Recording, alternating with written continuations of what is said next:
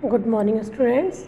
मैं हूं doctor Maya Agrawal, assistant professor SPC government college Ajmer. बच्चों, आज हम डिस्कस करने जा रहे हैं प्रवर्तक के कर्तव्य तथा दायित्व, means duties and liabilities of promoters.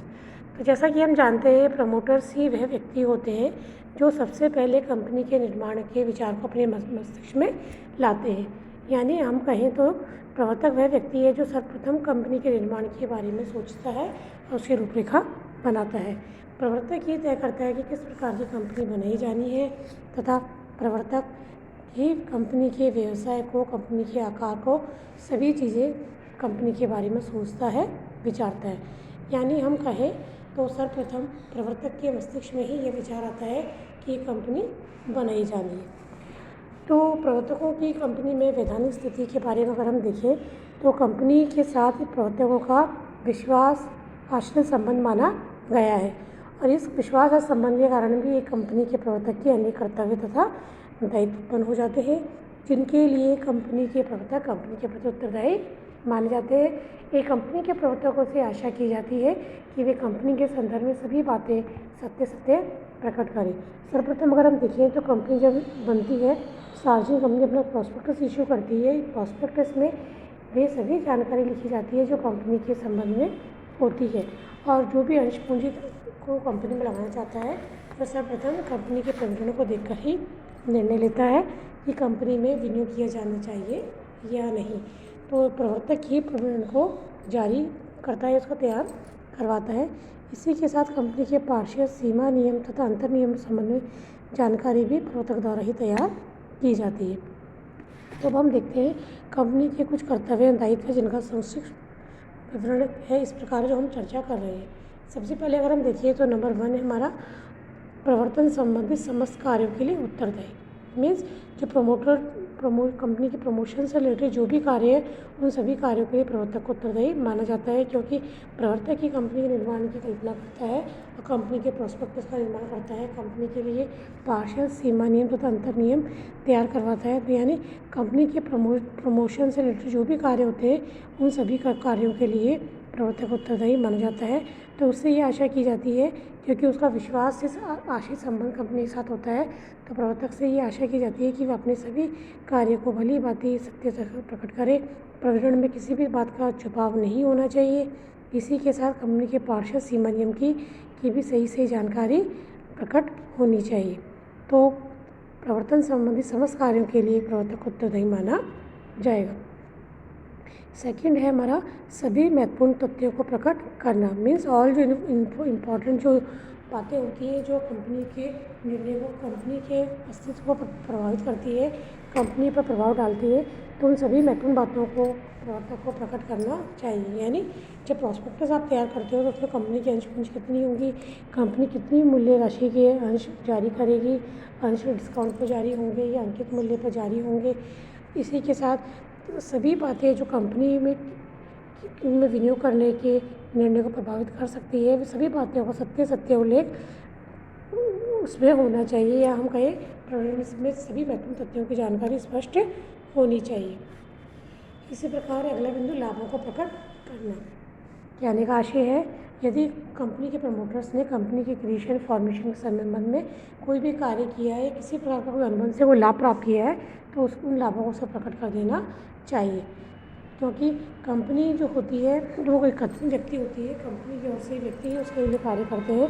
तो कहने का आशय ये है कि एक प्रवर्तक होने के नाते उसका अपने उस लाभ को प्रकट करना आवश्यक है। यदि लाभों को प्रकट नहीं किया जाता है तो कंपनी ऐसे लाभों की राशि को प्रवर्तकों से वसूल कर सकती है। कहने का आशय है कि प्रवर्तक ने कंपनी के लिए किए गए कार्यों से कोई भी लाभ प्रकट किया है तो उसे अपना निजी लाभ न मानकर कंपनी का लाभ माना जाएगा।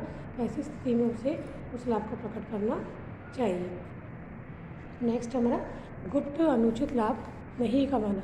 बच्चों देखिए, प्रवर्तक जब कार्य करते हैं तो प्रवर्तकों को कंपनी के निर्माण में किए जाने वाले कार्यों से अनुबंध में कोई भी लाभ नहीं मानना चाहिए। यानी कोई लाभ उसने कमाया है तो उसे छिपाना नहीं चाहिए, क्योंकि वो कंपनी के लिए कार्य कर रहा है। तो किसी भी प्रकार का लाभ होता है तो गुप्त न रखा जाए बल्कि प्रकट किया जाए। तो किसी प्रकार का गुप्त लाभ छिपाना भी एक प्रवर्तक के लिए उचित नहीं माना जाता है।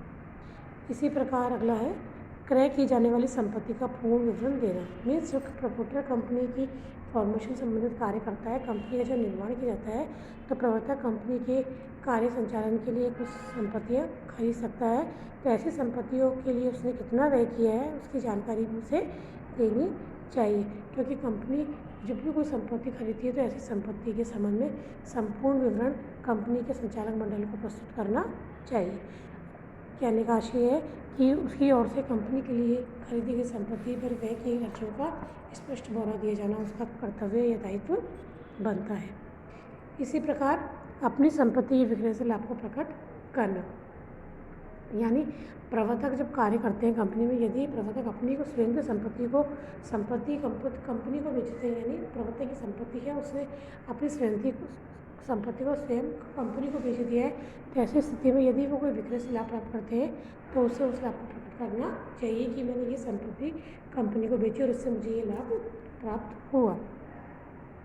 इसी प्रकार अगला बिंदु है हमारा आरंभिक या प्रारंभिक अनुबंधों के लिए दायित्व। देखिए बच्चों, जब भी कंपनी प्रवर्तकों द्वारा किए गए प्रारंभिक अनुबंधों के लिए बाध्य नहीं, दो शब्दों में कहें, कंपनी निर्माण से पूर्व कंपनी की ओर से किए गए किसी भी अनुबंध के लिए कंपनी उत्तरदायित्व नहीं होता है। कहने का आशय ये है, जब कंपनी का प्रवर्तन होता है, जब कंपनी निर्माण होता है, उस समय प्रवर्तक द्वारा किए गए अनुबंधों के लिए कंपनी उत्तरदायी होती है। यदि जो प्रवर्तक है हमारा उसने कंपनी के निर्माण से शुरू होने से पहले ही कोई अनुबंध किया है तो उसके लिए कंपनी उत्तरदायी नहीं मानी जाएगी। कहने का आशय है कि फॉर्मेशन ऑफ कंपनी, जब कंपनी का जो निर्माण होता है तो कंपनी के लिए किए गए प्रारंभिक अनुबंधों के लिए ही कंपनी के प्रवर्तक का उत्तरदायित्व माना जाता है। नेक्स्ट है कर्तव्य भंग होने पर दायित्व। कर्तव्य भंग होने का आशय है बच्चों, यदि कंपनी के प्रवर्तकों ने कंपनी के प्रति अपने किसी भी दायित्व को पूरा नहीं किया है या अपने दायित्व को वचन को पूरा नहीं किया है, अथवा प्रवर्तकों ने कंपनी के साथ किसी भी प्रकार का कपट किया है या फ्रॉड किया है, फ्रॉड जो कि जानबूझकर किया जाता है, तो ऐसी स्थिति में ये माना जाएगा कि उन्होंने अपने कर्तव्य को भंग किया है। तो ऐसी स्थिति में यदि कंपनी को कोई भी हानि होती है तो उसके लिए प्रवर्तक को उत्तरदायी ठहराया जा सकता है। कहने का आशय है बच्चों कि जब प्रमोटर्स कार्य करते हैं तो उन्हें ये देखना चाहिए कि वे जो कोई कार्य करें उससे उसके किसी भी कार्य से कंपनी को ठेस या नुकसान ना पहुँचे।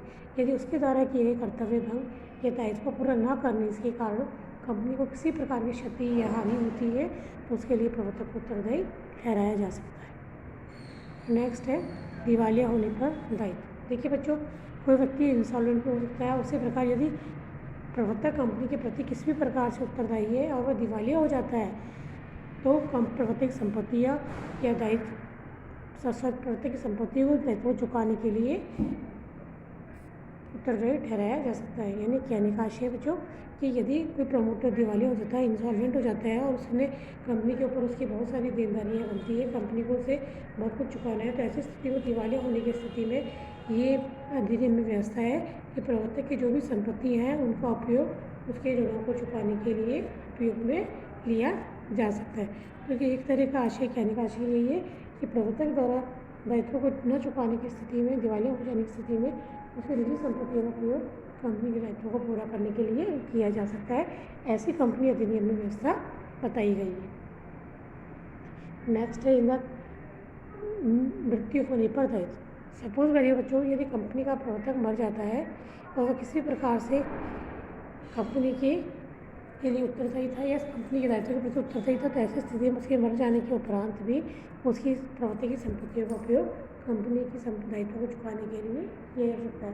जिस प्रकार दिवालिया होने पर संपत्तियों का प्रयोग कंपनी के दायित्वों की पूर्ति के लिए किया जा सकता था, ठीक उसी प्रकार इन द डेट के केस अंदर उसकी एसेट्स को हम यूज़ में ले सकते हैं, उसका उपयोग उसकी लायबिलिटी को चुकाने के लिए किया जा सकता है। संपत्ति को बेचकर कंपनी के दायित्वों को भरपाई की जा सकती है। ऐसी कंपनी अधिनियम में व्यवस्था बताई गई है। इसी प्रकार अगला है हमारा पर्यावरण में कपट के लिए दायित्व। देखिए बच्चों, सबसे महत्वपूर्ण बात है कि प्रवर्तक की जो व्यक्ति है जो कंपनी के प्रॉस्पेक्टस का निर्माण करता है, तो कंपनी के जब प्रॉस्पेक्टस का निर्माण किया जाता है तो उसमें यह आशा की जाती है कि कंपनी के द्वारा जारी किए गए सभी बातें सत्य प्रकट होनी चाहिए। ऐसा नहीं हो कंपनी में कुछ लिखा है, वास्तव में आप जब अंशधारी कंपनी में पूंजी लगाते हैं और उन्हें कुछ और ही प्रतीत होता है तो वो चीज़ निश्चित नहीं होनी चाहिए। यदि प्रकरण में कुछ मिथ्या वर्णन किया गया जिसके लिए कंपनी के प्रवर्तक को उत्तरदायी ठहराया जा सकता है, क्योंकि प्रकरण ही ऐसा विवरण है जिसके आधार पर एक व्यक्ति कंपनी में विनियोग करने का निर्णय लेता है। यदि आप किसी प्रकार का कपट करते हो, छल करते हो, तो ऐसी स्थिति में प्रकरण में कपट के लिए प्रवर्तक को दोषी ठहराया जा सकता है। अंत में मैं यही कहना चाहूँगी बच्चों कि प्रवर्तक जो होता है उसे कंपनी के साथ विश्वास आश्रित संबंध के साथ कार्य करना होता है।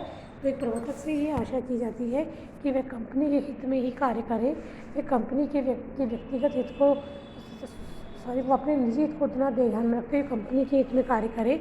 और प्रवर्तक ही वह व्यक्ति होता है जो कंपनी का अच्छे से फॉर्मेशन कर पाता है, उसका निर्माण करता है और सीमा नियम, पार्षद सीमा नियम सभी चीज़ें तैयार करवाता है, प्रॉस्पेक्टस जारी करता है। तो प्रवर्तक के व्यवहार इस तरह का होना चाहिए कि वह अपने सभी कार्यों का भली भांति कंपनी के हित में उपयोग करे और किसी भी प्रकार का कपट करने का प्रयास ना करे। प्रविवरण में दिए गए सभी तथ्यों की जानकारी स्पष्ट रूप से स्पष्ट करें, किसी प्रकार का छिपाव उनमें नहीं होना चाहिए। यदि प्रॉस्पेक्टस के अतिरिक्त प्रवर्तक अन्य कोई भी इस प्रकार का कार्य करता है जो कंपनी हितों पर बुरा प्रभाव डालता है या विपरीत प्रभाव डालता है, तो सदैव ही प्रवर्तक को उसके कार्य में उत्तरदायी ठहराया जा सकता है। इसी प्रकार कंपनी के दिवालिया होने पर कंपनी प्रवर्तक के दिवालिया होने पर भी प्रवर्तक कंपनी के प्रति उत्तरदायी माना जाएगा। उस संपत्तियों को हम बेचकर कंपनी के दायित्वों को चुकाने के लिए उपयोग कर सकते हैं। तो इस प्रकार की व्यवस्था कंपनी अधिनियम में दी गई है। तो बच्चों, प्रवर्तक जो कार्य करता है उसे बहुत अच्छे से ध्यान से सतर्क कार्य करना चाहिए और अपने कर्तव्यों और दायित्वों का उचित प्रकार से निर्वहन करना चाहिए, तभी कंपनी अपने व्यवसाय का कुशल संचालन कर पाएगी और कंपनी की ख्याति बढ़ेगी और कंपनी का जो व्यवसाय दिनों दिन प्रगति करेगा और कंपनी अपने हिस्सेदारियों को अच्छा लाभांश देने में समर्थ हो पाएगी। तो स्टूडेंट्स, आज के लेक्चर में इतना ही कहूँगी। अगले लेक्चर में हम प्रवर्तक के बारे में और विस्तार से चर्चा करेंगे और हम देखेंगे कि एक प्रवर्तक की कंपनी के संदर्भ में क्या स्थिति होती है और प्रवर्तक किस स्थिति में रहते हुए कंपनी में कार्य करते हैं। तब तक के लिए बच्चों, आप सभी को बहुत बहुत धन्यवाद।